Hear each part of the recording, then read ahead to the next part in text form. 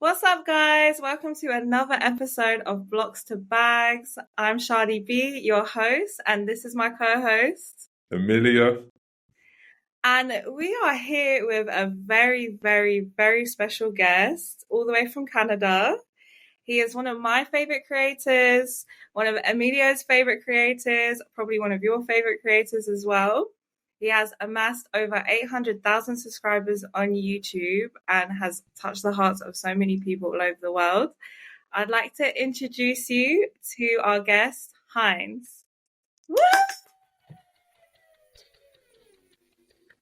Hey, Welcome thank you. to our podcast. Thank you. Pleasure to be here. It's an absolute pleasure welcoming you as well, HINDZ, in relation to not just your journey, but a lot of my journey I can almost resonate with in terms of our origin stories. But for those who aren't fully aware of your story, please talk to us as to how you started and how you got to this point now. Okay, this is a long journey. So you want to start just with the content creation, like how I got into like visuals? You know what's interesting? I would actually want to start with the genesis, because for me, that could be just a chapter in your book. Yeah. But that might be chapter 7 or chapter 8. So as much as you're open to sharing, sir. Yeah. So I say, coming out of high school, I was a little bit lost because my goal was technically to go to college or university for sports, either track and field or basketball. But I injured myself like really bad. I had like a hip injury in track.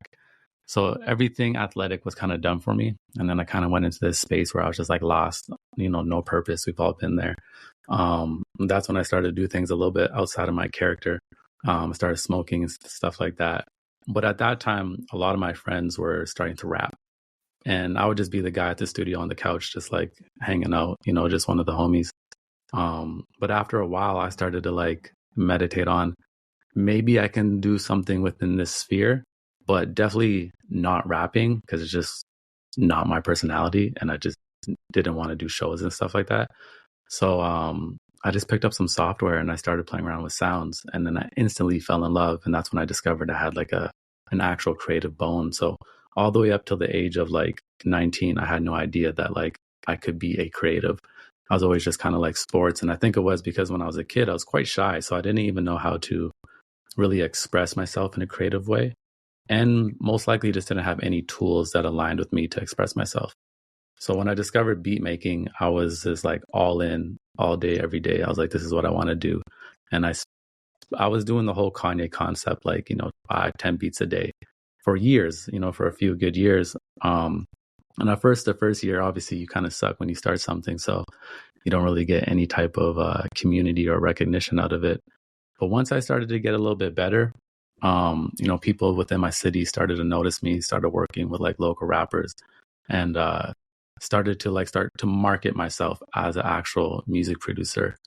But then I had my daughter, and I was pretty young when I had my daughter. I was like, now I'm like 20, 21 years old. So I'm only like 2 years into producing. And then I start questioning, I don't even know if I can make money from this, especially being in Canada.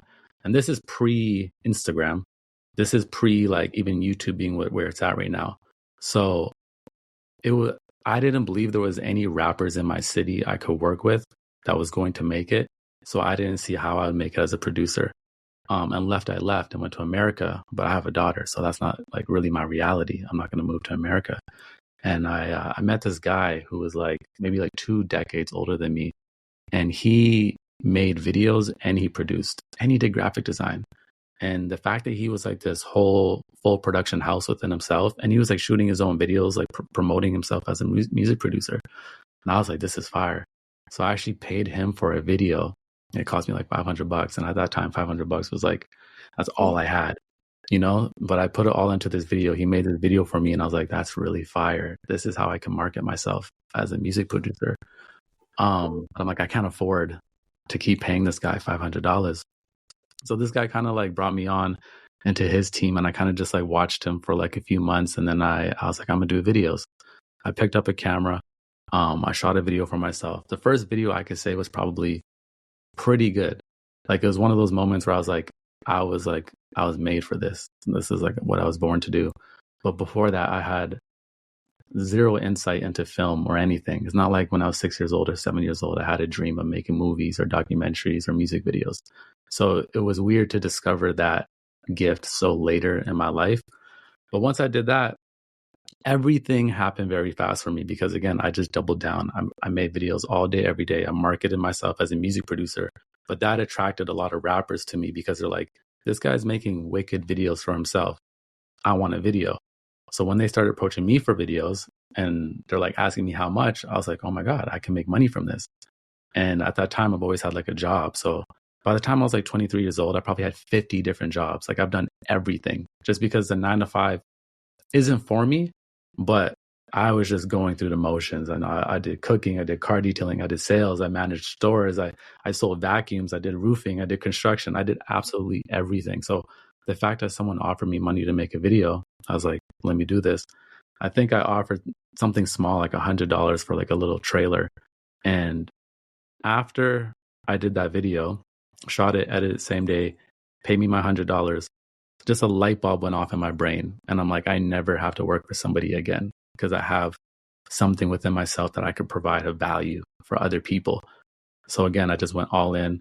And within 6 months, I ended up getting the attention of like Universal Records in Canada because I did a couple videos for artists they were scoping out. Through there, I got a manager, and then we went to Mexico, and I was filming like this, all these music videos for this like rock band who was like really fire.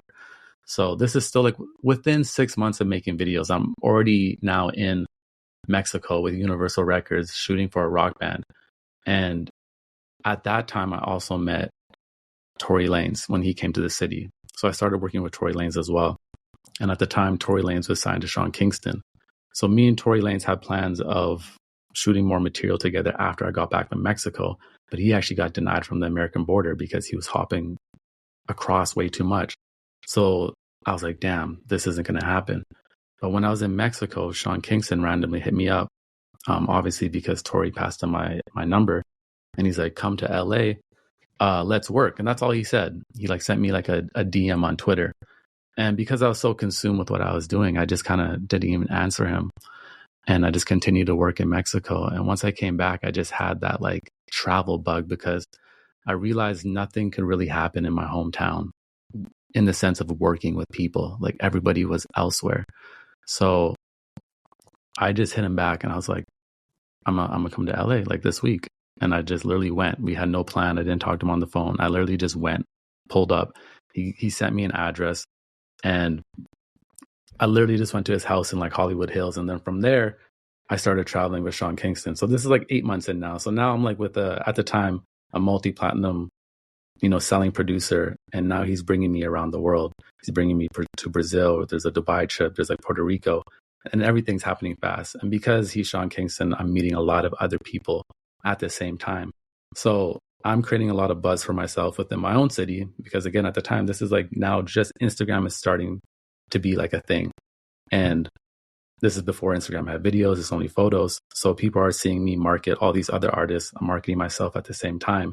And just like my brand awareness and like my brand, also just my price was going up. So I fully was able to like, provide a video production company in many different arenas. Music videos, little documentaries, tour documentaries. And I kind of went all in on that, going back and forth from LA, like quick trips just to do my work. Because again, I have my daughter, so I don't want to be in LA too much. And then I hit that reality when so many opportunities are happening for me. And then the conversation of, hey, let's get you a visa so you can live in America. And I'm like, okay, I was excited. But then I was like, if I get a visa, like I'm not going to be home. That's me moving to America, and I'm only going to have opportunities that continue to bring me away from my daughter. So this isn't actually in alignment with my daughter. This is just in alignment with a personal goal. And then I was also seeing some of the material I was producing, and like a lot of rap videos, you know, and a lot at the time was all, you know, drug filled, you know, just promoting a lot of like, you know, sexual stuff, lust. And I guess I was probably growing within myself and those things weren't aligning with me anymore. And I was still producing that type of work. And then I was just meeting like resistance. I was making things and I'm like, I'm not even proud of, like, yeah, it looks good. I'm making money. People are clapping for me. But then I asked this question to myself and I'm like, okay, like when my daughter's 10 years old or 15 years old, like would I show her these things that I'm making? I was like, hell no. I'm like, hell no. You know, I'm like in Compton shooting like, like in the hood, just doing like crazy stuff for people. I'm like, hell no, I wouldn't do that. And that was a major light bulb for me. I'm like, okay, you're not on the right path. So I had to pull the plug and I just kind of stopped all of it. And I came back home. And then people thought I was crazy because I was on a trajectory for sure. You know, like my goal was kind of to be like the next Colin Tilley plus bring in the production. And I'm like, I want to be like Colin Tilley plus like a Swiss Beats, like combine it together. So when I pulled the plug on all that, I lost all purpose again. I didn't know what I wanted to do because I'm like, I don't know what I want to create. I came back home and I took a job. So this was the first time me actually having a job. And I took a job editing Indian wedding videos. So the thing I liked about the job was it still gave me freedom in the sense it wasn't a 9 to 5. I just had a certain amount of work, come into the office whenever you want, finish the work. So while I'm doing this job, I kind of enjoyed the sustainable income and just the freedom to like not think about my next check or whatever. I wasn't trying to be creative. And this is when I was also, like I said earlier, I was already changing within myself, but my external reality was still very negative. I was in like a relationship that doesn't align. It was quite toxic. I was around people who didn't align with who my true spirit was. At this time, I would drink, I was smoking, I was partying. And then I just felt like a shift. I'm like, I need to change. And I don't know like what it was. It was like a series of events that just came into one singular thought. And I was like, I need to change. Something needs to change right now. And I just almost like cut everybody out of my life. Again, I cut out all the music video stuff. And I just like went on like an inward journey. And I don't know how I came up to the conclusion, but I went celibate. Because I'm kind of extreme, I'm like, I'm just going to quit everything. I quit drinking, I quit smoking, I went celibate. And then at the time I also went vegan as well. So I completely just did like a 180 on my lifestyle and just dived into that. And within a few months, people are like, something's going on with you. You're acting weird. I'm growing my hair. I'm not trying to like go out anymore. And people, my mom was worried about me because I'm not eating dinner with them now because I'm like, I don't eat this food. You know, I'm just like retreating into myself. But I was feeling amazing. Like I was like within myself, I'm like, I know I'm on the right track. I may have nothing to show the world. I may not be doing the cool things I was doing, but like I feel better. So let me continue on this. And that continued for years. Like I was celibate for like 3 years. And during those 3 years, I was just making those Indian wedding videos because it provided good money. And while I was doing that, I would get so bored. I started listening to a lot of radio shows and podcasts. I listened to like Hot 97. I listened to The Breakfast Club. I listened to like early podcasts. This is just when like podcasts were starting to like become a thing. And I fell in love with the relationship you can have with somebody through audio, because I would listen to like Charlemagne and Andrew Schultz on the Brilliant Idiots. And this is like early. This is like almost 10 years ago. And I would get so immersed into that conversation. I would be laughing with them. And I'm like, I feel like I'm there with them. This is an interesting form of content. This is personal. And I was like, I want to do something like this. But at that time, again, I was very introverted. And even though I marketed myself like crazy, I wasn't really trying to talk on camera or nothing like that. So I was like, I don't know how I could do something like this because one, I can't see myself talking on camera. 2, I hate my voice. At that time, I just like hated my voice. So I was like, I got rid of the idea, but you know, I just continued to live my life. You know, I'm on my little journey. I'm just studying different things, going through like different spiritual practices, just learning, just a massive learning experience. And at the same time, I'm still just like doing my own thing. I'm not really in the world. I'm just within myself. And then naturally, I started to like pick up a camera again, because I didn't even own a camera during that period. I legit sold it. I picked up a camera again and I just started like filming little things in my house. I think this was like around the time when like DJ Khaled was like getting on Snapchat and he was sharing like just like him living at home. And I thought it was so funny. And I just started like filming like me cooking and like just doing little things or just like showing little aspects of my home. And I turned my home into like an oasis. Like people thought I was living in Jamaica because just how many plants and like just the way it looked. They're like, "Did you move?" I was like, "No, this is like my house." And they're like, "Oh, you're living like your lifestyle is a vibe." So I was like, "Oh, people like this." I'm like, "There's content here." But there was no plan. I was just like naturally, organically sharing. And through that, I started to cultivate the belief of getting on camera because I felt like I had so much within me to share. I was like, yo, I've been quiet for like 3-4 years and I've been learning, I've been studying, I've been changing myself. I overcame so many different crutches within myself. I'm like, I have no desire to ever drink. I don't have to go into a party and feel the pressure of having a drink. I don't smoke. I don't eat no bad foods. I'm like, I don't drink no caffeine. I felt like I got rid of every crutch that, a lot of us develop. And I'm like, I'm truly high off my own like energy right now. And I'm like, I have to like get this out. Like it felt like an inconvenience to me to leave it all within myself. So then I started making videos where I was like kind of talking. But at first it was like only a side angle because I'm like, I can't look at the lens. So I found like an artistic way to do it from a side angle.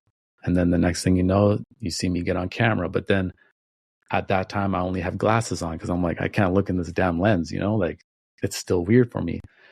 And then I'm just getting used to my own voice. I'm getting used to being on camera and I'm starting to love that process.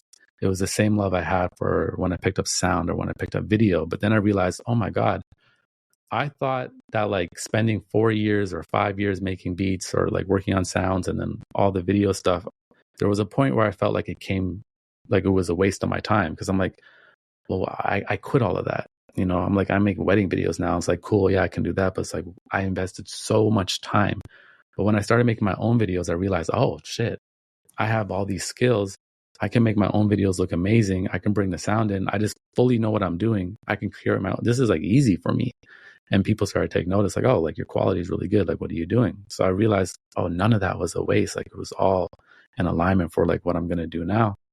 And I just started to explore. And then I realized content creation was a self-development process for me. It was like a way for me to learn about myself. And earlier you were saying that you were writing a book, but you were almost writing the book to yourself. And that's what my videos were. It was me speaking to myself, learning things about myself or like observing things and then saying it on camera. And then when I'm editing, that would be like the final conclusion of what I learned. And I fell in love with that cycle. So like I was never really actually making videos for people. People may think that. They may be like, oh man, you're so nice to think of us and put these videos up. I was like, to be honest, I was doing it for myself. It was a healing process for myself. But I knew because I was being vulnerable and it was coming from a real place and we all go through the same things just in our own experiences. We all go through the same emotions. I knew other people were going to receive the effect of what I was doing at some point. Because if I enjoyed it, one person's going to enjoy it. And once you get that one person enjoying it, that's where like now the motivation comes in. Oh, like I also want to do this for other people because this person is receiving value from it. And then it brings more purpose into the whole equation. And then from there, yeah, I continue to do what I do. But it took a long time for like anybody to kind of actually notice. But the whole time I didn't really care because I was enjoying myself. And yeah, I said a lot. No, that was amazing. Thank you so much for sharing it with us. Yeah. I think it's so funny and peculiar that you say that you didn't like the sound of your voice because your community finds your voice so soothing. Yeah, that's like half of what I do now. It's just the people liking my voice. And I will say as well, to add on to that, a couple of things. One, what's so funny, then for anyone who does music or has done music, they will get it. But how you sound when you speak to yourself is massively different to how the rest of the world hears you. So Mm. when you record yourself and then you hear yourself back, that's how everyone else hears you, but it's the first time you've ever heard yourself. And because it's so Yeah. different, I remember the first Yeah. time I ever heard myself, it literally scarred me for a second because people used to say, "Oh, your Yeah. voice is so deep." I'm thinking automatically sounds sexy, cool.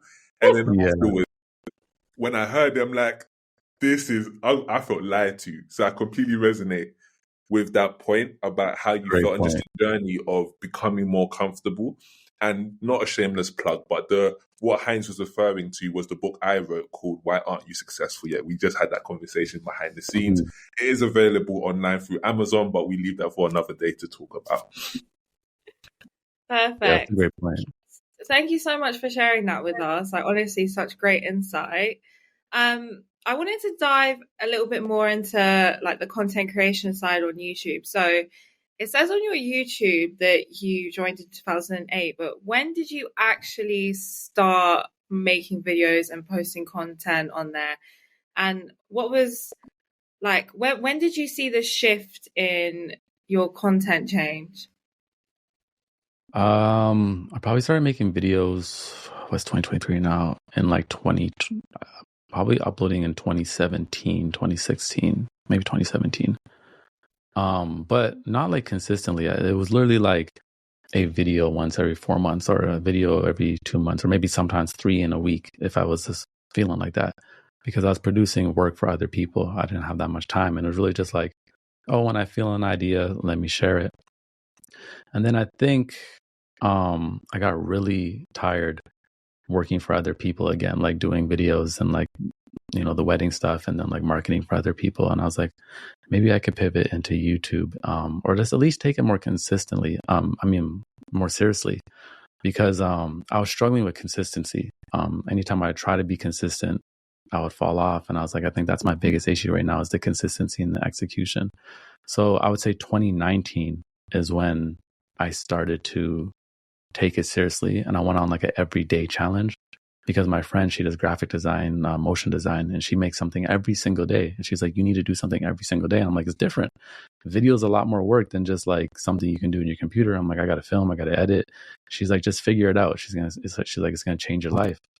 So I set a challenge for myself to do something every single day for like a month. And I did it. And through that, I was like, man, I feel alive again because I was getting so burnt out with work and like just producing videos for other people that like doing that month of videos, I was like, this is what nurtures me. This is what is like, I always say like our highest form of nutrition is in our expression. And I learned that in those 30 days because I just felt so good.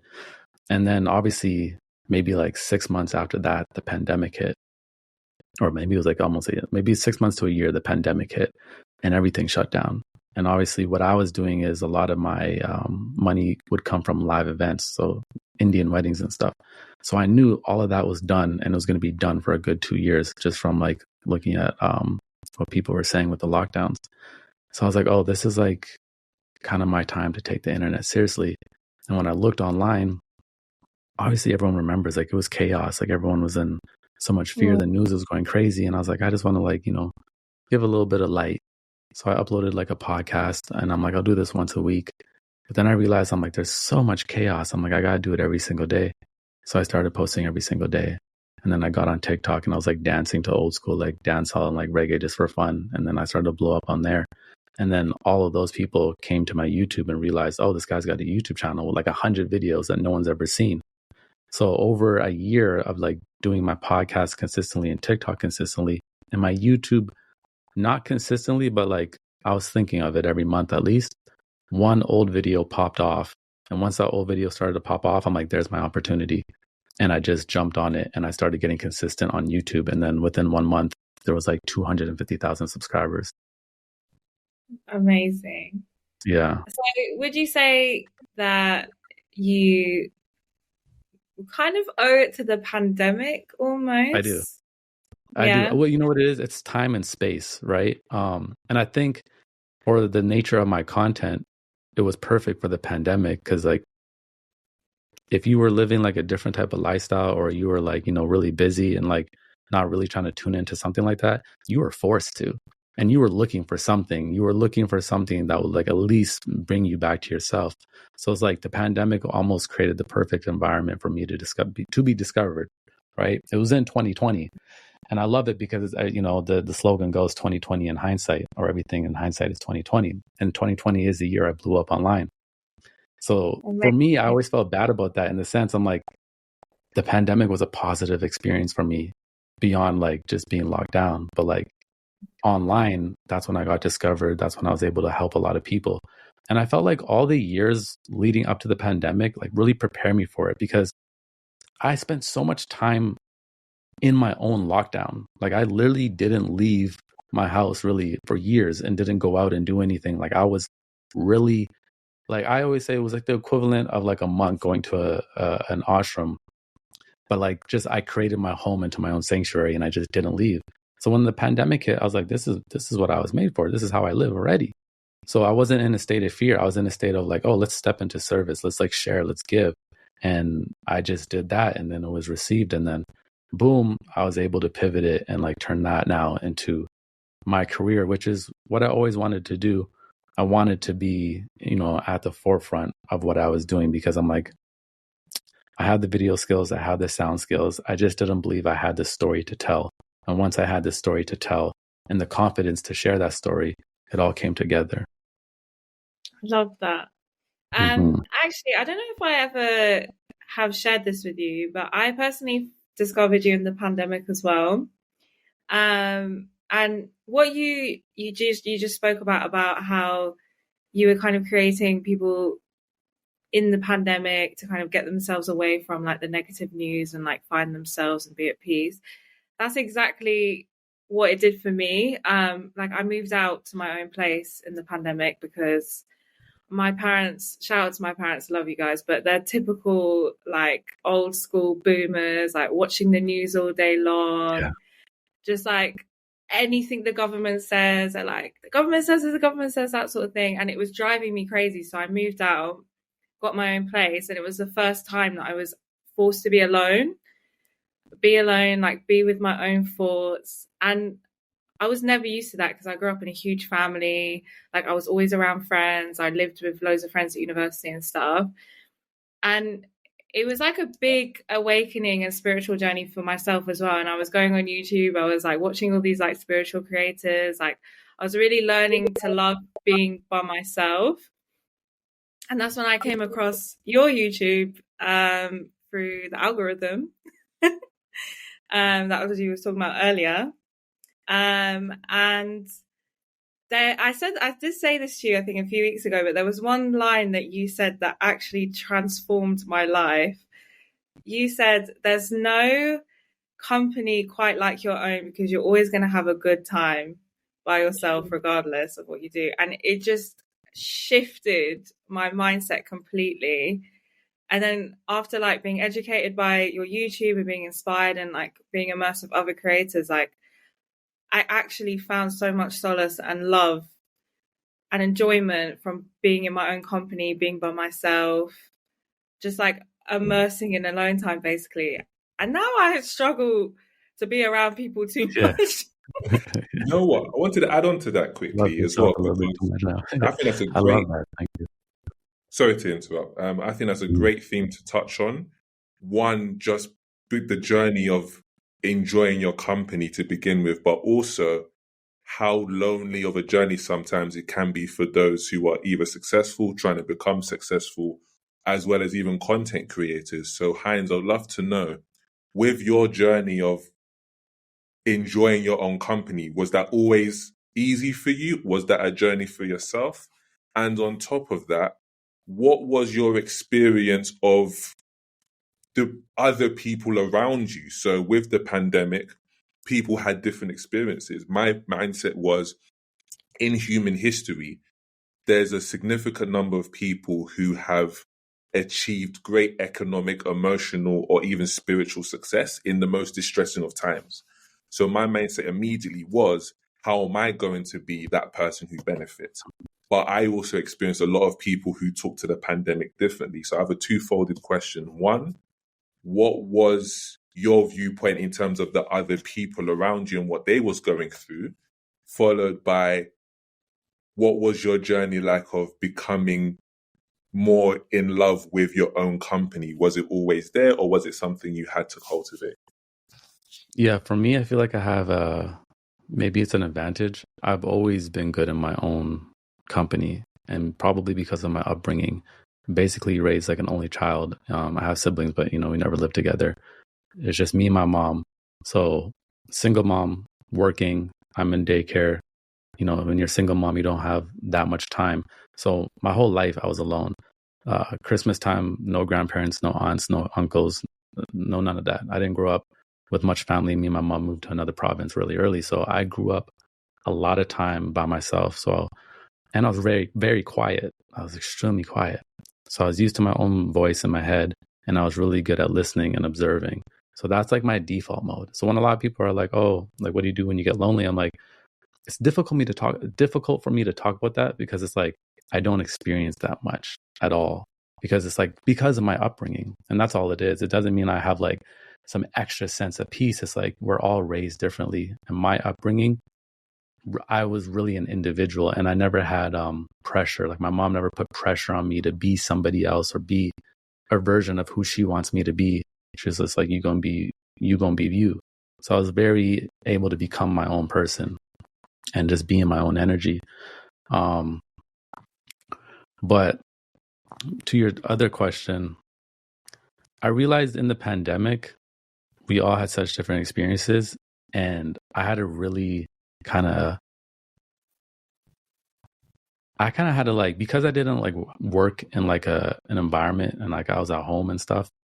And then once we started to like be able to go out a little bit, I'm not sure what happened in other places in the world, but in Canada, it was very politicized, and it became very chaotic, where I was like, oh, we're all having a lot of different experiences. And this has been somewhat of a positive experience for me. I've been at home. I've been with my daughter. It was really beautiful just to have like so much present time with my daughter. Like, I had a homeschooler, like 24 hours a day. We just in the house. You don't get the opportunity a lot. And once I realized the experience other people were having when they had to like go into their workplaces, and there was like a lot of politics with like the masks and the vaccines and stuff, I kind of had to detach from people, because I'm like, I can't really be a part of these conversations because things get a little bit too heated. And I just kind of took a step back into my own environment and kind of just like watched the world until it calmed down. And I was like, I have a beautiful opportunity here anyways. I'm connecting with people in another way online. Let me continue to do this. So for the pandemic, I didn't really have that much engagements with anybody personally, like physically. Fair enough. And I think another thing we wanted to touch on is, as well as you being a content creator, the fact there's other content creators in the world. And I'm sure you've had quite a few people who might want to direct cut, copy and paste your style. But obviously part of the journey is for them to find their style and find what it's for them to share. So what's your guidance on a creator in relation to finding what content they want to share with the world, but also building their audience and finding their tribe? How would they go about doing it, or what insights do you have for those on that journey? And also, how important is building a community as well with being a creator? Yeah, I mean, the community is everything, but I think at first you should be focusing on what you enjoy and make that. Especially when you're just starting out, you're probably not going to be that good. So I always say, you don't want a million eyes on you when you're just making your first few videos or whatever you're making. You just don't. That pressure is going to be insane. The negative comments, you're not going to have the armor to deal with that. So in the beginning time, it's like, that is like free space for you to roam and explore with not a lot of eyes. And I would say really enjoy that, because once there's more eyes, now it's a different chapter, right? Now there's criticism, now there's judgments, now there's maybe more pressure to execute and be consistent, which can actually affect your creativity as well. Like when you're a content creator and it goes from like hobby to business, everything changes. So I would say like enjoy that space before it does become a business, if that's where you're trying to go, because that space is like crucial in developing your style and who you are, and you knowing that, so you're not influenced by other creators. Like I think I have very much my own style. Like if you look at my videos, they feel a certain way. There's a color, there's a tone, and I can see my influence on other creators at times online. And I could go to their profile. I'm like, oh, they already follow me. And I'm like, I think I was like an influence in this. I could see the style. Them shooting through plants. I never saw anyone do that until I did that. And I think it's natural that we like look at other creators and see what we like, because there's going to be things in other creators that we truly vibe with. And we're like, that's also a little bit of that is me. And it's okay to sample from like 1,000 different creators, but at the end of the day, you're still making your own recipe and you have to stay true to you. So for me, sometimes I kind of really limit how many creators I watch, because I could still get in my own mind with content, see what's working for other people. And if I'm consuming too much, it almost takes me off my own plans. So I'm very mindful of like not consuming too many things, making sure I'm only being inspired, limiting that comparison. But it took me like almost like a decade to like certify like what I know my feeling is. And, you know, it takes time. And it took almost like a decade for anyone to really know who I was. So by the time I blew up on YouTube, I was like fully ready. Like I was like fully ready to like get consistent. I was fully ready for a community. Like I wasn't spooked out by the numbers or like by so many people coming in, because I was very confident in myself and what I was making. Even if I have like negative comments, it didn't faze me, because I was like, I like what I'm doing. I know what I'm doing. So just like creating that foundation first is super important. And then obviously when you have a community, your community becomes a great reflection, and your community will notice things that you don't notice about yourself. And it's almost as if they will teach you about your own craft, because I talk to other content creators and this happens all the time. You'll put out things that you think like, you're like, oh, this is the one. And then it doesn't do that well. And then maybe something you didn't even really care about that much, you put it out. And for some reason, people just connected with that so much. So to me, it's like, oh, it's always like market research, and your community is always giving you insight into things you can't see. And again, I didn't even start to enjoy my voice until everyone started saying, I love your voice. I'm like, hold up, let me listen to myself again, because I'm missing something here, you know? Or like the insecurities you have, like other people won't even notice. And you realize, oh, this is all in my head. So your community can be like a beautiful reflection as well. Yeah. I love that.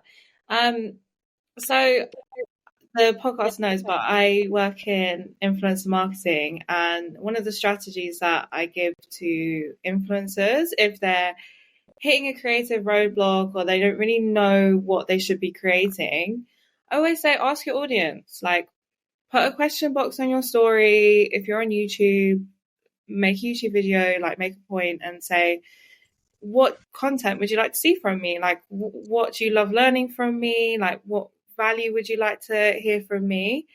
And just listening to your audience and seeing how they perceive you and what information they want from you is really going to like help you grow that community further, and also connect with your community further and attract a new audience to your community. Would you agree with that? Yeah, for sure. For sure. And I'd also say like, take the insight from your community, you know, go to them. I do Q&As all the time with people just to see like where they're at, what they're feeling, what they're wanting more of. But then also I say like, stay 2 steps ahead of your community. Like you're the one with the vision as well. So like they don't know, like if you have a new idea, that's something they would never envision. So often what I find is if your community is used to like one thing from you and you start to do something different, you actually may be met with some resistance, because like, no, like go back to doing this. But you're like, no, this is like what I want to do now. And like, you want to perfect that. And then once it comes into fruition, they're like, oh, I get this. I like this now. And that's happened on my channel. Even just switching up angles, people would get angry. They're like, no, come back. I need you closer to the camera so I can see your eyes. I'm like, chill. I'm like, chill. We're doing something right now. We're going to change things up. So sometimes like people can be resistant to change on your channel and your content. But if you believe in it, do it. But also know they are great for insight as well. But it's like a balance. You don't want to just like live fully to what they're saying, but you don't, right? And you don't want to be so ignorant where you take away, you ignore any good critique or advice.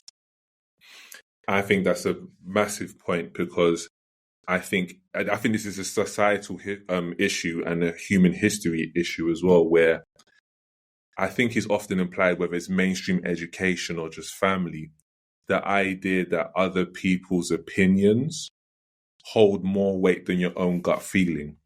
And sometimes you can feel the temptation to not put out an idea that is truly unique because it's come from your heart. And because you may be worried, or you may fall back on your position once people have added resistance. So a quick little question on that note. What would you say is the most profound memory or example of you standing firm in your belief on an idea that at first people wasn't warm or receptive to, but they loved even more when time passed, as it were?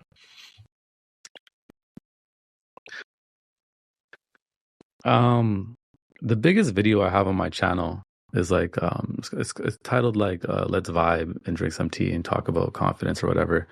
When I made that video, I never planned that video. Most of my videos in the beginning I never planned. I was just kind of like chilling, and then I'd be like, I feel like saying something on camera, let's go talk. So it's very natural and very organic. And when I made the video, it's not like I thought people were going to resist the topics, but I'm like, this type of video would never do well. This is before I even like blew up on YouTube. I was just like, this type of video will never do well on YouTube. I'm like, I don't think the thumbnail is catchy. I don't think the title's catchy. The topics, it's not like something that pulls you in. I'm like, it would never do well. But I just want to make this video, whatever. I'm gonna put it out. And like, that is the video that ended up going just super crazy. I think it's almost at 3 million views now. And still, like, I can't even escape that video. It's still like in my analytics, it's like one of the best performing videos every month.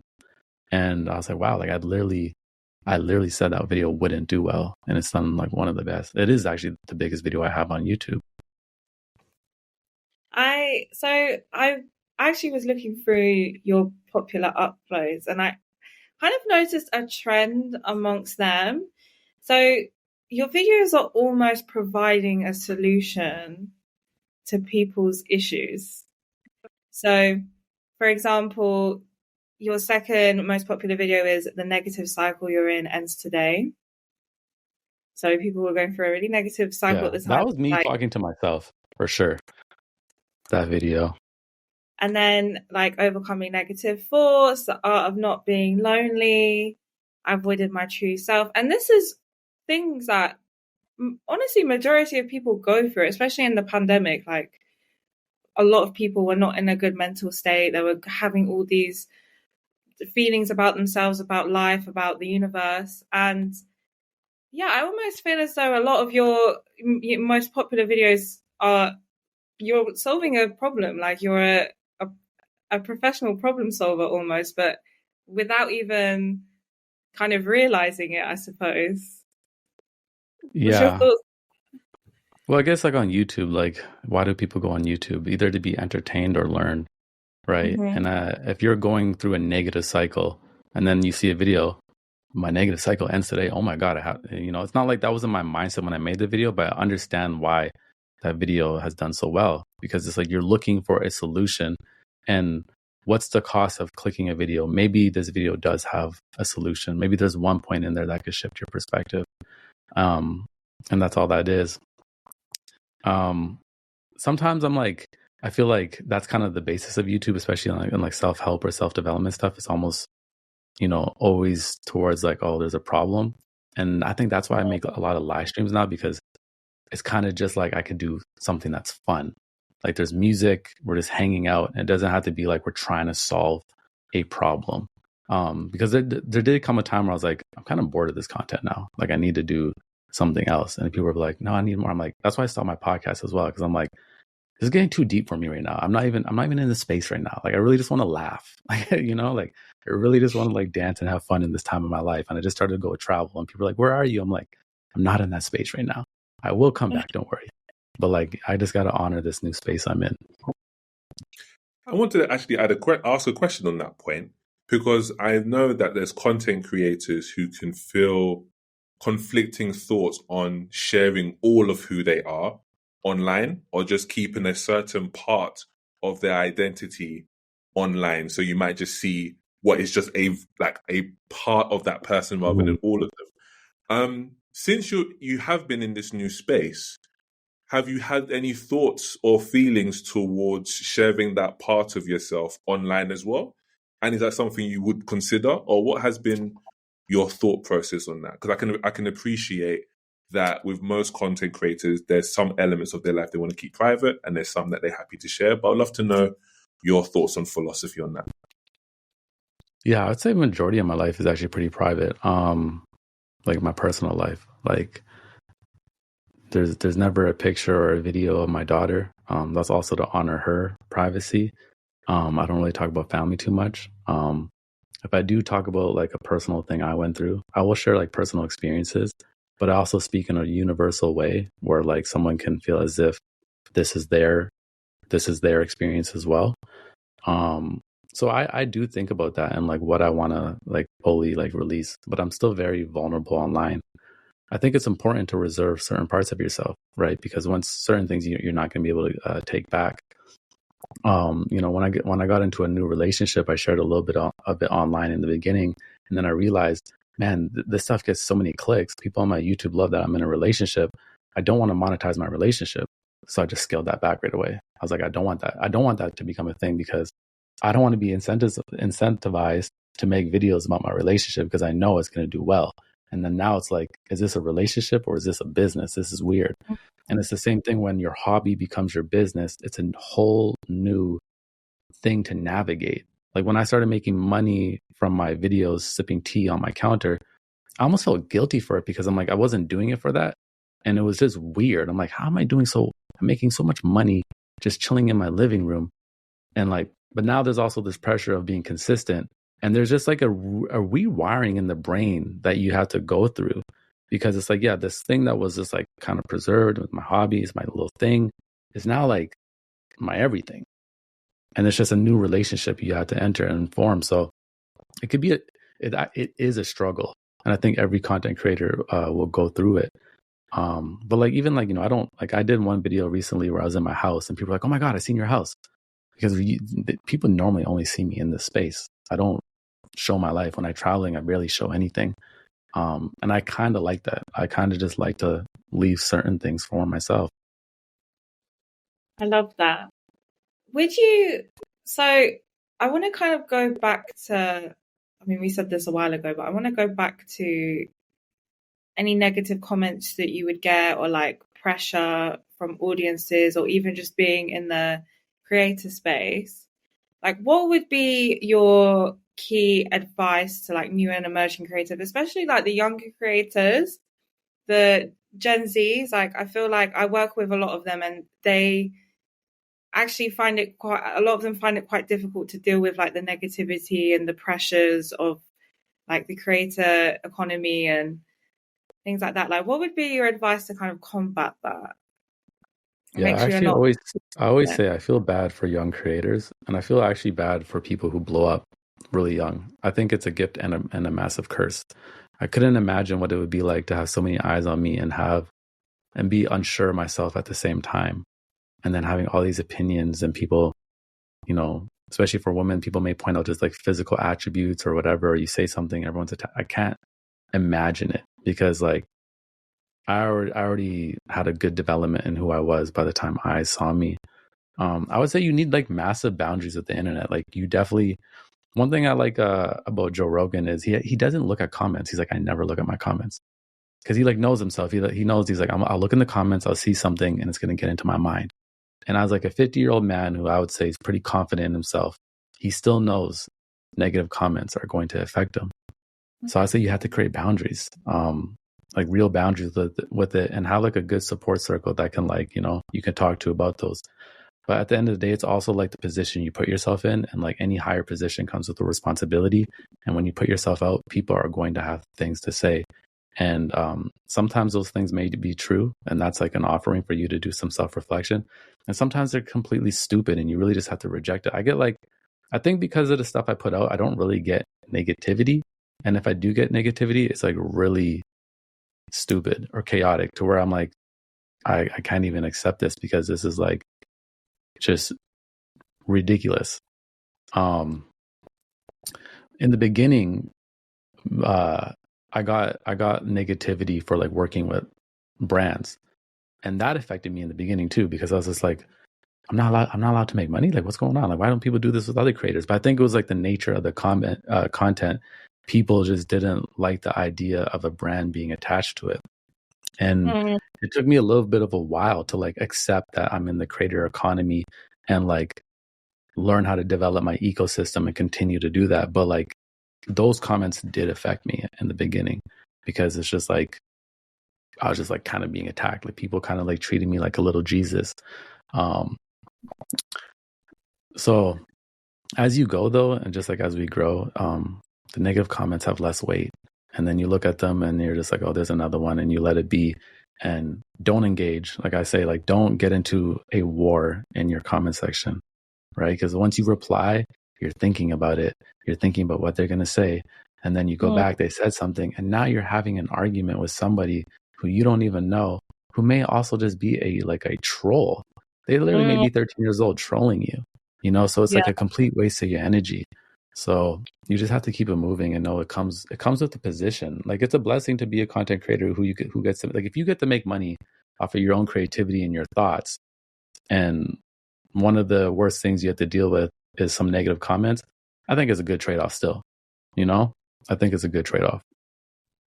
No, I agree. And I always say actually to young creators that if someone is taking the time to sit there behind their computer, and usually most of the time, these hateful comments are coming from like profiles that have no description, no pictures, no nothing. They're just almost like bots. They are just deflecting all of their bad energy and like self-hate and bad thoughts onto them, and you just have to ignore it. Like, yeah, 100%. Like one time I had someone comment like, "You're such a bad father. We never see your daughter. You're never with your daughter." I'm like, "You do know," I did reply to this because like, this is ridiculous. It was like a DM. I'm like, "You do know I don't live in the computer screen, right? Like you do know you're watching 10-minute videos. That's like a very small portion of my life." My daughter is like the opposite of like a Gen Z. She hates cameras. She doesn't take selfies. I'm honoring her, and he's like, "Oh my God, I'm so sorry. I totally just realized I'm projecting because like I had a bad relationship with my dad." And like I was just like, yeah, it's exactly what you said. Okay, cool. I would like to, now we're talking about money a little bit, I would like to get into how to actually monetize your content and your social media and your following as a creator. So how kind of quickly were you able to start like monetizing your content, and what did you start off doing? Yeah, because obviously YouTube has, I think, the best program right now out of all the platforms in the sense of just like AdSense. Because I was mainly focused on when my YouTube blew up, I just joined the partner program like 3 months before that, I think. So you could see like the first month I made like $7. Second month I made like $15. The third month I made $200. I was like, oh, I made $200. And then the fourth month I made $40,000. So Wow. yeah, and that's just because like I had like a major surgence on. So I was like, whoa, I didn't know you could make like money on YouTube like that. I was still kind of ignorant to the creator economy. I wasn't fully aware. So when that happened, I was like, oh my God, like you could just make money off of AdSense. That's interesting. And that's obviously like one angle.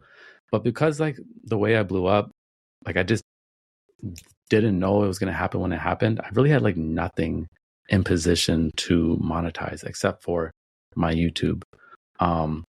So I continued just to do the AdSense, and then I brought in brand deals and other opportunities. Like I also did the position on TikTok radio's radio station on Sirius XM. So that was like another way I was able to monetize. But I wanted my own products. Like my goal has always been like a digital sovereignty where I have my own complete ecosystem, not even reliant on AdSense or brands, but it's like completely everything I provide through is if it's products, digital products, whatever it may be, services. I just want to be independent from the mainstream, the typical mainstream avenues. There's nothing wrong with them, but I don't know. I still just like the idea of like digital sovereignty, my own economy where I can fully control like almost like the experience. The negative thing about YouTube is, especially if you create content in the nature of mine, is there's ads. And one of the worst things is like if you're like really in a vibe and I'm talking and then an ad pops up, I know that takes you out the experience, right? And that kills me. That's why on my podcast has over 10 million downloads. I haven't monetized a penny on my podcast, mainly because I didn't want to kill the listening experience. So I would get so many brand deals for my podcast, and I'm like, I just can't do it. I had to find another way to monetize that podcast.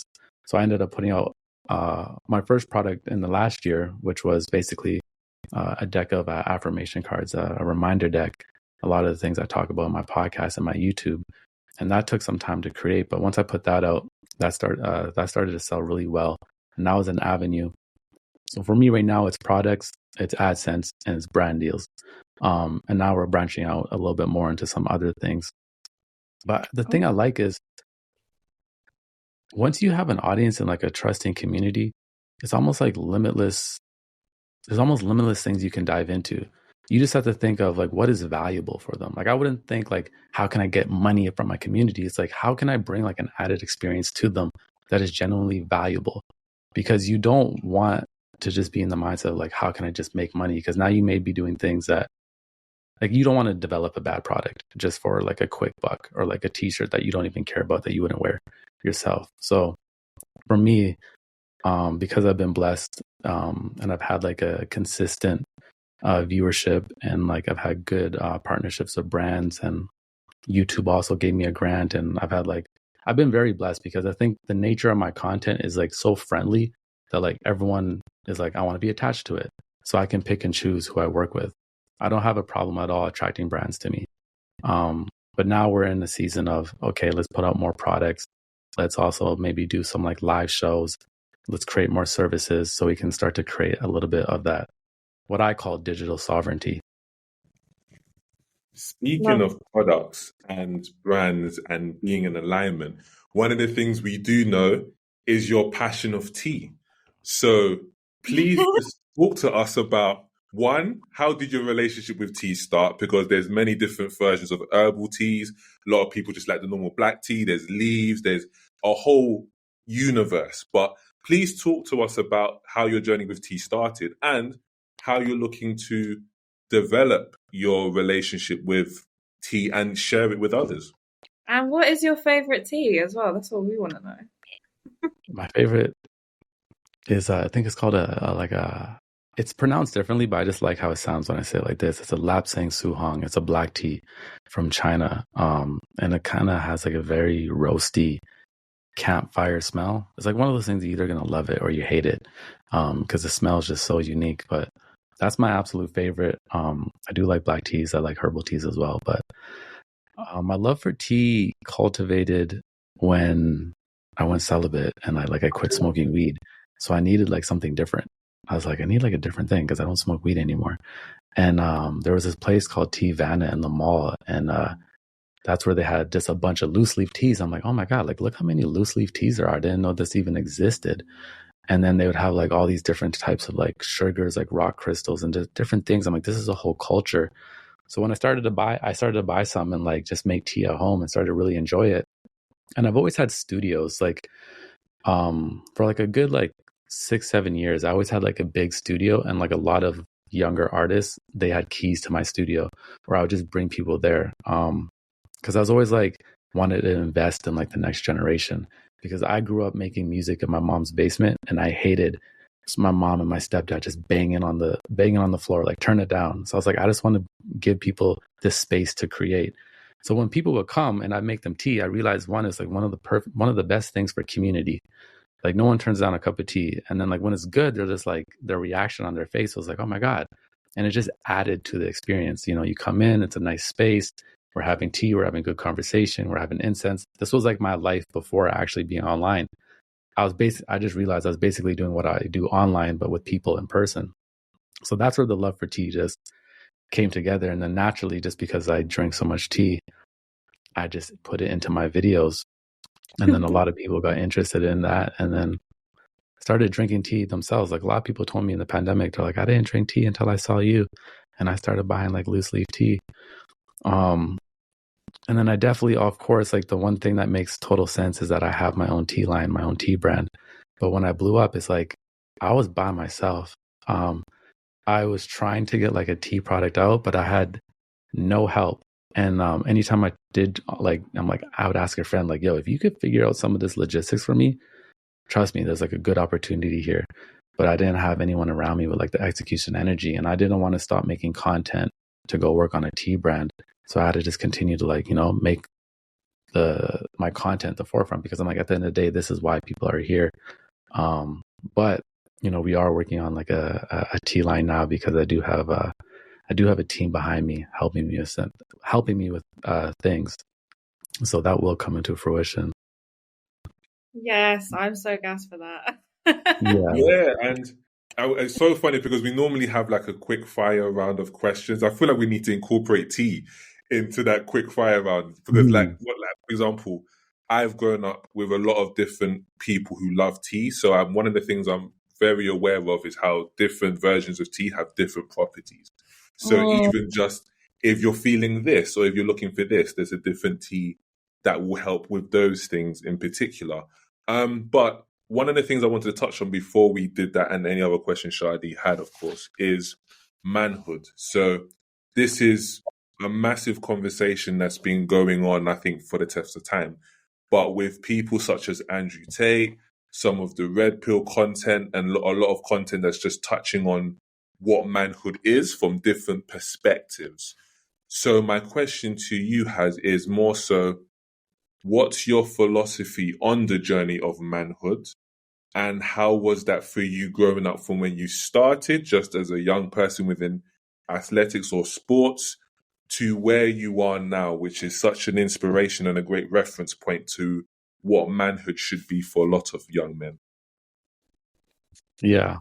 I would say some people might disagree with that, who like, I think growing up, because I was just with my mom, I didn't have an example of like, let's say, masculinity.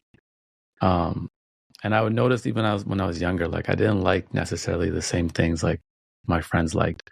And I thought I wasn't as masculine because I didn't like the engine of a car. I remember like my neighbor had like some old sports car, and like my friends would go and like look at the muffler, and I'm like, what are you guys doing? Like, I don't care. I don't care about these mufflers and stuff like that. So as I grew up, I kind of realized, for me, like my masculinity came through my discipline and being for others, especially when I had a daughter. That's an automatic wake up call to like be a man. That's very difficult as well, because like I was 20 years old, but being there for her really taught me how to just be in service, and like how to develop my emotions and show them in a way that can be understood, that could be stern, but also received. Because when you have a daughter, like you want to give her the world, but you also want to teach her to be strong. So there's like a fine balance in how you raise a daughter. And because I think about my nature, I'm naturally quiet, but I'm actually assertive. And I think it comes from my mom. And I think it just comes from spending a lot of time with myself. When I came across a lot of the red pill stuff, I think what's appealing about the red pill stuff is there's like little truths mixed in with a lot of chaos, right? And those little truths like need to be received, but it's like the way it's delivered, they do it in a way where like a lot of these guys know what they were doing. They like, if I could say a lot of the very same things, like the little truths, but they're not going to go viral on TikTok, right? Because it's just not sexy. It's just not like clickbaity. But the number one thing I did for me was I would look at successful men, and I always knew I'd be successful. I always had confidence. I was always like, I feel like people are going to know who I am and I'm going to be successful. And I would see like all these successful men, and it seemed like the number one thing that would make them fall was lust. Like you would see like people at the top of their game, maybe like even like Kevin Hart. I love Kevin Hart, but like he cheated on his wife, or like Jay-Z. And I'm like, it seems like the number one thing we struggle with is like women. I was like, I need to get a handle on that before I'm in these environments where I could lose everything, right? And then be a bad example for my daughter. And that's why I went celibate. That was a big reason why I went celibate, was this is a problem for like everybody for the history of time. Let me learn about this. And through that, I think that's where I discovered my masculinity, which is strength, right? Like when I had the power now to like I wasn't choosing women because they were fine or whatever. I needed something from them. Like I didn't need sex from you. I just went 3 years without sex. I don't need that from you. I'm actually looking at your character. I'm actually like interested in what's your mind. Oh, you're hot, but we don't actually connect. This isn't for me. Once I got to that space, I only had positive relationships, positive experiences. Before that, I would get into like the wrong relationships and wrong things because it was like lust and like my desires were leading me.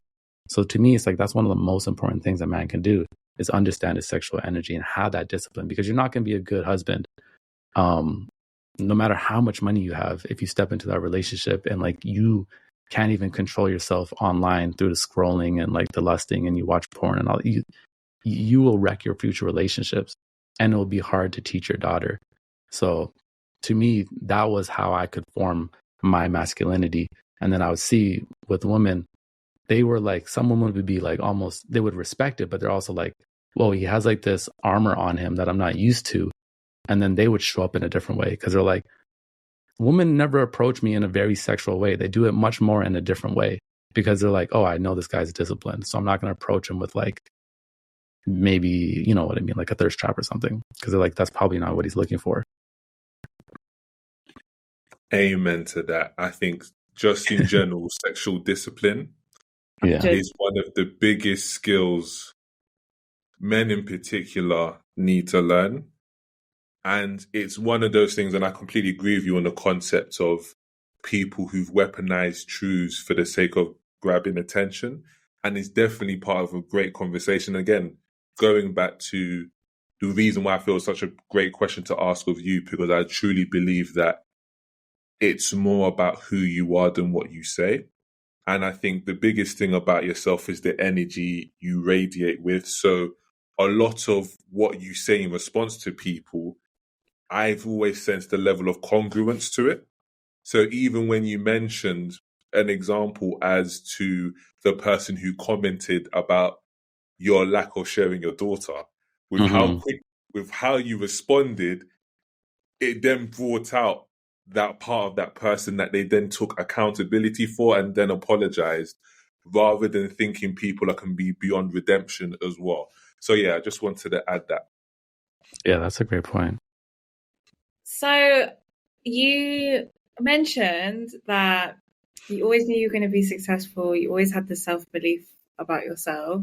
You know, spirituality and manifestation, like, it's a real thing, but it has become a very trending topic among society, social media. I also feel like now a lot of people, because it is trending, they don't actually fully understand like what goes into, you know, spirituality and manifestations and what it means to you. And I think spirituality means different things to different people. It's a very subjective area. But my question is, how detrimental and how important is it for you to kind of like have that self-belief and manifested the life that you wanted? Like, how important is manifestation? It's important, but I think before I even like heard or learned about those words, it was kind of like something I believed. I'm not sure why, but even as a child, I said I was very quiet and very shy, but I was just like stupidly confident. I was always very confident. I just didn't know how to express it. And I always believed in myself. I didn't really struggle with a lack of belief. So when it comes to like spirituality and manifestation, like once I had like the terms, I was like, oh, this already resonates with me, because I've always been a very observant individual. I've always, because I didn't talk a lot growing up, I always just observed people's microaggressions and like their emotions and like conversation.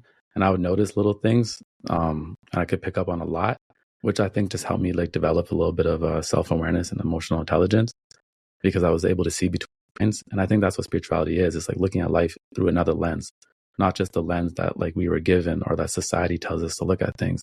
It's looking at it through a different lens. And a lot of the times that lens is what like more grace and like a wider perspective. Actually, one thing I do like doing is, like you said, when the guy that slid into my DM with anger, I know I have the ability, like any negative encounter that comes at me, I could bring it to a positive experience. I think I'm very good at being able to talk to all kinds of people. And that's what I do on my channel. Like my demographic is, someone asked me the other day, like, what audience are you trying to speak to? And I'm like, there's no audience I'm trying to speak to, because even my audience now, there's like 12-year-olds, there's like 45-year-olds, there's Black, white, Asian, there's girls, there's men. It's like there's a wide demographic, and it's because of the way I speak. And it's because I think I do look at things through another lens. So I can meet somebody who's racist and I'm not actually mad, because I'm more interested in like, well, how did you come to this conclusion? Like you weren't born that way.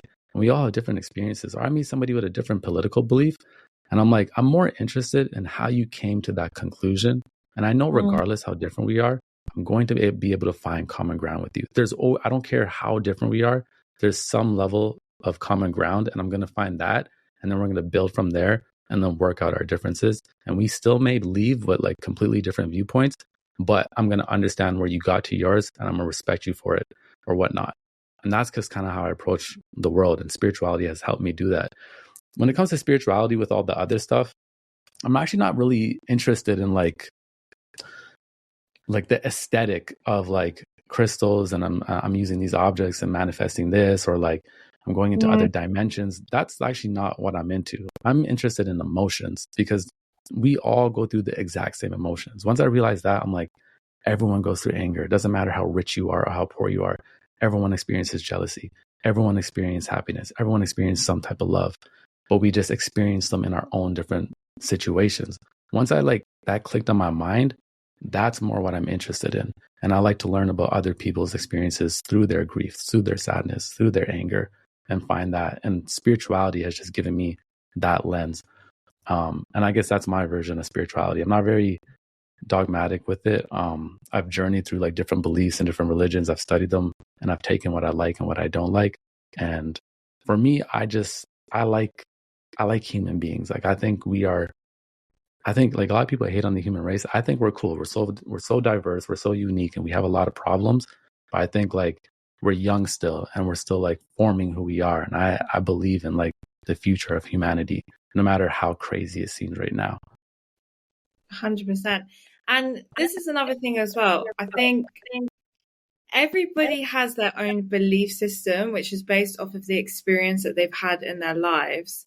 Like, for example, everyone goes through some sort of trauma, but someone who's gone through a lifetime of trauma, they're going to have a very different belief system as opposed to someone who has had less trauma. Or, when people come from like really chaotic, toxic families, their belief system of love is going to be a bit skewed. It's going to be kind of negative. Whereas if someone's grown up in like a very loving home, their belief system is going to be completely different.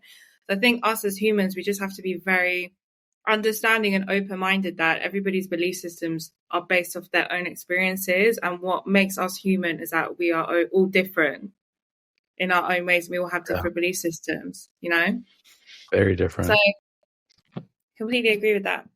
Okay, so we're going to do some quick fire questions now to finish it off. So the first one is, what is your favorite genre of music? It's obviously Amapiano and then reggae, like roots reggae and like a 90s, 80s dancehall. But I would say Amapiano has like stolen like the number one spot. Like it's just, I always listen to music from South Africa. Like I used to listen to like a lot of Afro house or South African house. But then obviously when Amapiano came with that log drum, it's just super infectious. So that's become my number one now. We love that. We are big Amapiano heads in London. Yeah. All of us. Yeah. So I love that. Who's your favorite Amapiano artist or producer, actually? I think it's Musa. And Musa actually hit me up like a month ago. And he was like, I want to send you a song because you have a good reading. Like a lot of the Amapiano people follow me because when I was in Kenya, so many people recognized me and people were like, oh, I saw you on YouTube. A lot of them from Amapiano reels. And Musa was like, oh, you have a good read on music. But then he never sent me the record. I was like, where's the record, bro? I'm like, send me the record. I love Musa Keys. He's my favorite. Yeah, but I like Musa Keys. I like Kabza. But the crazy thing about Amapiano is like I feel like I discover like 50 new songs a day. Like there's just so much music always coming out, and it's like mutating and morphing in different ways, like subgenres of Amapiano. So like it's one of those genres where like I don't think I even get attached to like artists or producers because there's just so many different tracks. It's really about the record.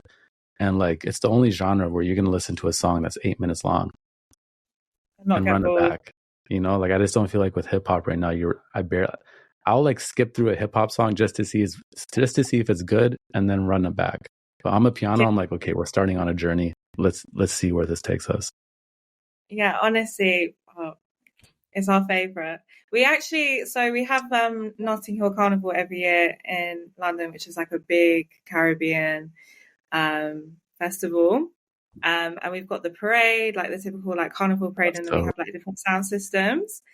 And this year we had a big Amapiano sound system in Carnival, and there was a lot of controversy around it. really?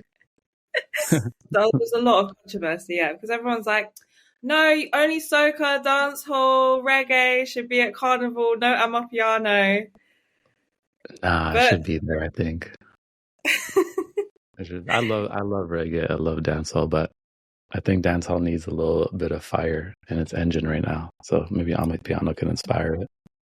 I And you mean, know what, as well, just to add on to that, I think sometimes it can just be something as simple as cycles. Yeah. Everyone's supposed to have their turn. Yeah, Everyone's I love supposed that. to have, and I remember even with Afro Nation becoming a thing in recent years, when to see what that looks like and to also see how welcoming they've been of dancehall bashment artists as well, it's been a Mhm. beautiful thing to see. But yeah, I'm with That's a you on great just point. how much music is coming now. I don't even, this is completely of a sidebar, but I don't even really pay much attention to artists anymore. So when I hear a song, I just take it Yeah. in. I don't even do a Shazam to check who artists are anymore, just because I'm such more of a free spirit in music than I used to be. Right. Yeah, I agree.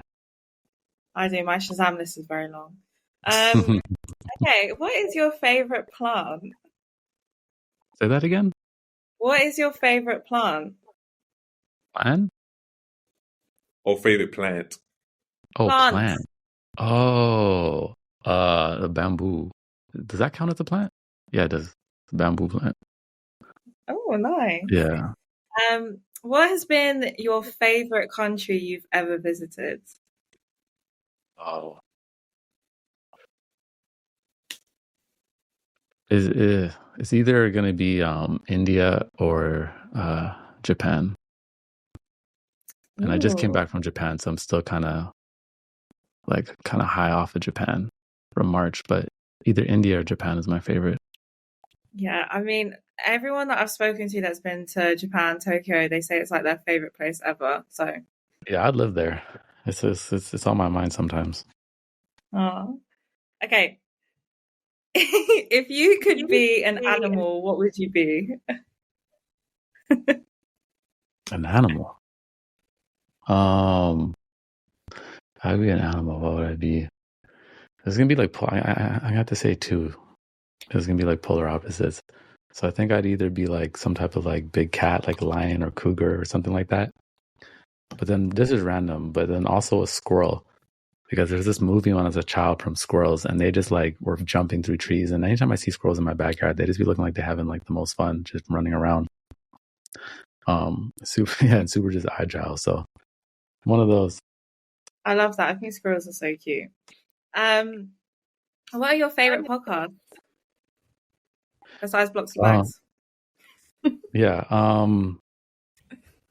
I think I like comedy podcasts. Like people always ask me like, Heinz, what podcast should I listen to? And they think I'm going to say like another like spiritual or like a podcast that's like in the environment of mine. But because my mind is already there so much, I need the polar opposite. So I really like Brilliant Idiots with Charlemagne and Andrew because I've been listening to it for like 10 years. I like then I even like Andrew's other podcast, Flagrant. And I like Joe Rogan's podcast for the guests. I just think he has like the widest variety of guests and the longest of conversation. And I like how his podcast doesn't feel like an interview. It just feels like just a conversation. So those three I listen to like almost weekly. Okay, what's random question? What is your favorite cuisine, and what's your favorite food from that cuisine? And I hate favorite questions. Um, It's probably Ethiopian. I love Ethiopian food. I go eat Ethiopian every Friday with a friend. It's like a ritual for us. And then after that, I love sushi. Yeah, sushi's good. Yeah. And Ethiopian food. Sabu's going to be happy, the co-founder. He's Ethiopian. Yeah. Yeah, Ethiopian Um, food is like so good. okay, 3 quick tips, and you don't need to explain, but 3 quick tips on how to grow on social media. So, like the 3 key elements that you need. Consistency for sure. Um, Uniqueness, like doubling down on who you are. Not blending into the crowd. The third one, I would say, experimentation. Um, the funny thing is, not to get deep into it, but the thing that actually first got me discovered was something I don't even do. It was like I was dancing on TikTok to dance on music, generally just to have fun. It's actually just something to do with my daughter because she was dancing on the platform before she started to hate the camera. And so I was just dancing over there. And that's actually what got me an audience. And then those people came to my other content. So that experimentation and just having fun was the thing that actually put me on. I love that. I didn't even know that. I didn't know that you started on. Yeah, if you go like if you scroll down, you'll see. But like that's what people thought I thought I did or something. This is not what I do. I gotta stop doing this. And my last question is, what's one piece of advice you would want to tell your younger self? Get rid of the timelines. I had so many in my mind, like restrictive timelines, like, by 24 do this, by 28 do this, by 30 you have to have this. And I think once I didn't meet those certain things, it's great to have goals, it's great to have guidelines, but in my mind they were like set up as, if you don't have this by this, you are a failure. And then when I didn't have that by that age, I felt like a failure, instead of just having the grace to go like, hey, we're still moving in the right direction, but like the timelines are always going to shift. So, and that would always happen with comparison. I would look at somebody I'm inspired by and be like, okay, they're 28 and they made their first million, or they're 28 and they already had like their first #1 hit or something. I'm like, by 28, I got to have that. So that comparison was awful for me. What do they say? They say comparison is the thief of joy. Joy, yeah, it's true. 100%. Okay, well, that is a wrap.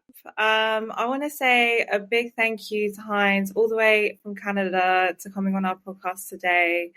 It's been a very fruitful and enlightening conversation. And the Londoners want to know, when are you going to come to London? Yeah, I need to come. I'll definitely come in 2024 whenever the weather's good. I keep hearing summer's the only time to come, people say. Yes, It's good right now, by the way. It's about actually 29 degrees Celsius. My friend is going on the 13th, and he called me yesterday and invited me, but I was like, I cannot leave again. I just need to work right now. No, by the 13th, we might get cold again, to be fair. So yeah, not me be missing out. You catch me in the summertime. I want to put a proposal forward. If you come next summer, you need to host a HINDZ Amapiano festival or party or something along those lines. It will be huge. Yeah, if you help me, for sure. 100%. Instead of shots of vodka, we're going to have shots of tea. Yeah, 100%. Okay, guys. Well, that concludes our interview today. Please make sure to subscribe to Blocks Advice on YouTube, Instagram, and TikTok. I'm your host, Shadi B, and this is my co-host, Emilio. And just to add another point, HINDZ's details will be in the description as well, so you can find him if you haven't already got to know about him and his journey. And it will be somewhere here as well. Video editor, please put it in. Thank you.